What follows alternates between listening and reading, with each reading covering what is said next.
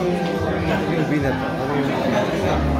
Very detailed po ang story, so I'm afraid if I say anything baka po mas-spoil, pero it's a rom-com po with drama. So dito po is makikita natin ang buhay ni Olivia, Trixie, and Ernest, how they live their life and how magic works. Parang ganun po, no? Parang it's really connected to magic, kaya po magic ang highlight ng title namin. So after watching the film, makikita niyo po yun, why it's called When Magic Works. Yeah, kasama mo sa Star Magic. Yes po, yes po. Kasama po. How was it working with them? I feel like kami po kasi ni Miguel, we've been friends for a while. So, nakatulong po yun sa pag-connect namin, especially when kilig scenes po, since we've been very comfortable with each other. And kay Maxine po, I'm really thankful po sa kanya kasi siya po talaga yung nag-break ng ice between the two of us. Kasi before I wasn't like this, I wasn't this confident po.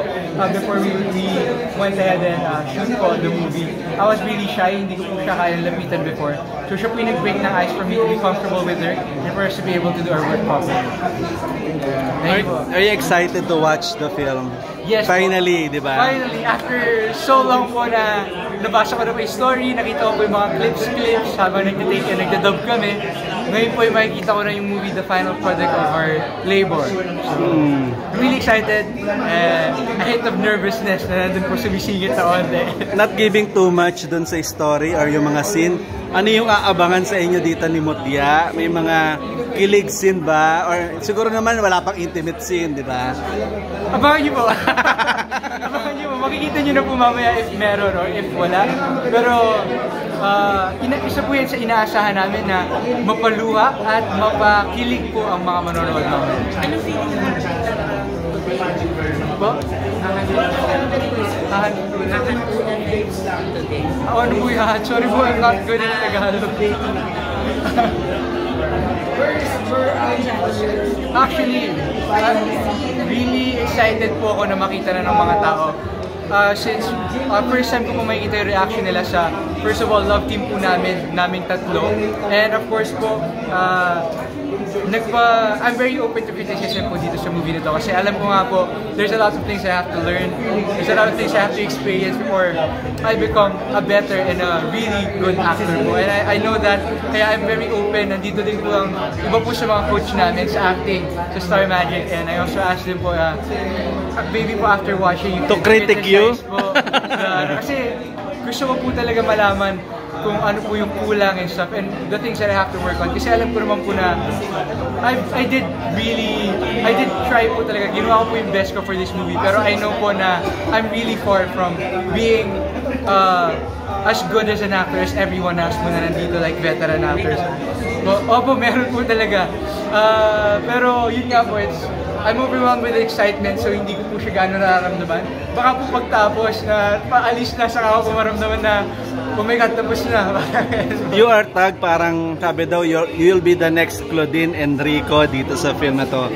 Anong masasabi mo lang doon sa sinasabi ng mga netizens? Well, dun sa pagsabi po nila na yan, it's really flattering. It's really flattering po na inaano po kami to that character, to those people po na talagang napakagaling, na talagang napaka-professional po since I've worked with Miss Claudine. We're hoping po na ma-deliver po namin as much kilig as they did and as much good acting as they did.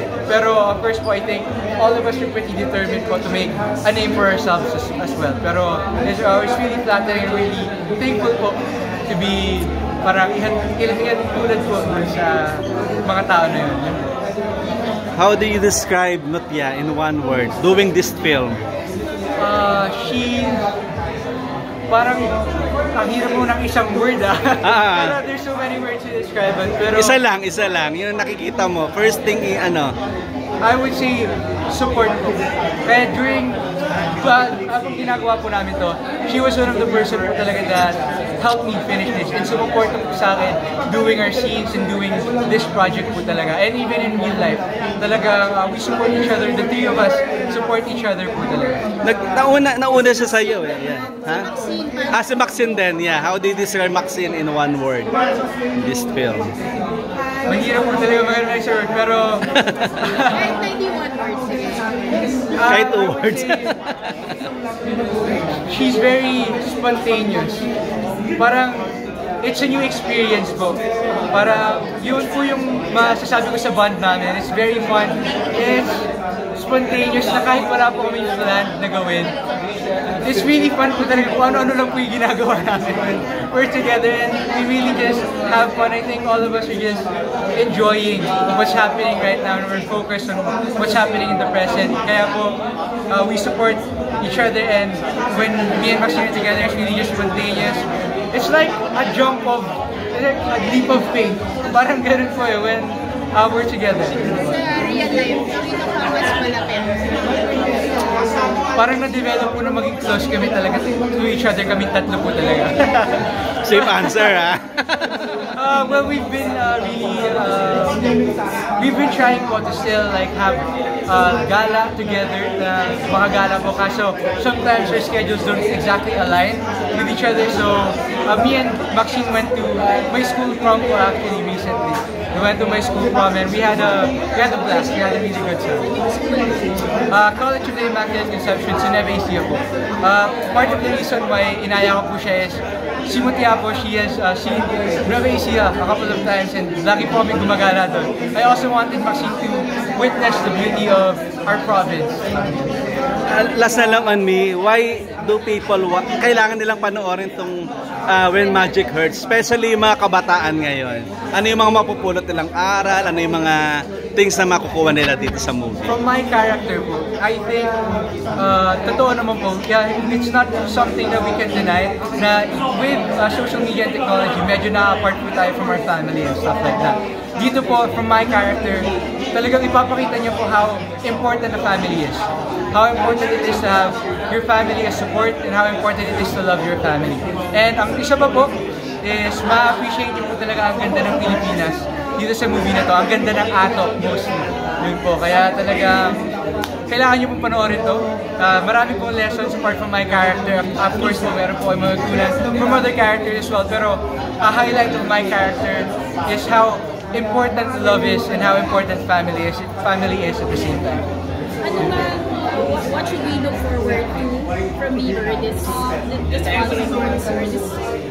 Hindi ko po alam yung following months, pero I'm currently working on a teleserye together with Papa P, Kyle Chari, Gray Fernandez as well, which is Familia Sagrado. Which is, hindi pa po sinasabi sa amin kung kailan yung date, pero we're currently, tinatape na po namin siya sa teleserye, so sana po abangan niyo po yun. And of course, together with my bandmates, the Guitarra Boys, ayan po, andyan po sila. Some of us are here, so abangan niyo po yun. Hopefully, malapit na po kami to performing publicly. Thank you po, maraming salamat po. Dito po, after watching the movie, makikita niyo po talaga na dito sa story, magic is really highlighted. Apart from magic po ng magicians and stuff like that, parang love is a way to describe magic. Parang it's undescribable. It's an indescribable feeling that you can't explain, pero it's there. You feel it, but you can't see it. Yun po, it's related to magic in a way. So, after watching the film, marirealize nyo po bakit when magic hurts. So,